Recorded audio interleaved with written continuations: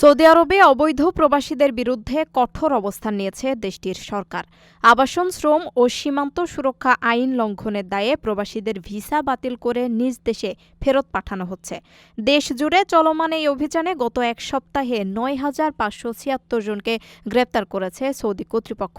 একই সময়ে ১১,২২৬ জন প্রবাসীকে নিজ দেশে ডিপোর্ট করা হয়েছে।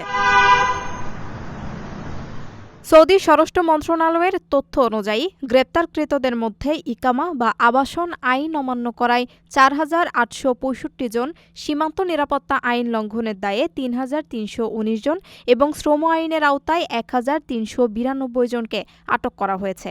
এছাড়া অবৈধভাবে সীমান্ত পেরিয়ে দেশটিতে প্রবেশের চেষ্টাকালে গ্রেপ্তার হয়েছেন আরও ১,৫০০ অনুপ্রবেশকারী। পাশাপাশি অবৈধ প্রবাসীদের আশ্রয়, কাজ ও যাতায়াতে সহায়তা করার অপরাধে ১২ জনকে আইনের আওতায় আনা হয়েছে।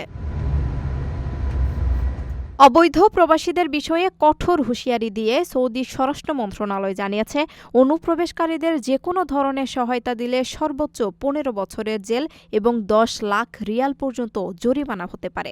সেই সঙ্গে বাজেয়াপ্ত করা হবে অপরাধীদের ব্যবহৃত যানবাহন ও বাসস্থান। আপনার স্বপ্নগুলো আকাশ ছুবে প্রবাসীর হেলিকপ্টারের মাধ্যমে। বিয়ে, জন্মদিন অথবা যে কোনো বিশেষ প্রয়োজনে হেলিকপ্টার ভাড়া করতে যোগাযোগ করুন স্ক্রিনে দেয়া নাম্বারে। প্রবাসীর হেলিকপ্টার, নিরাপদ ও সাশ্রয়ী বাহনের বিশ্বস্ত নাম।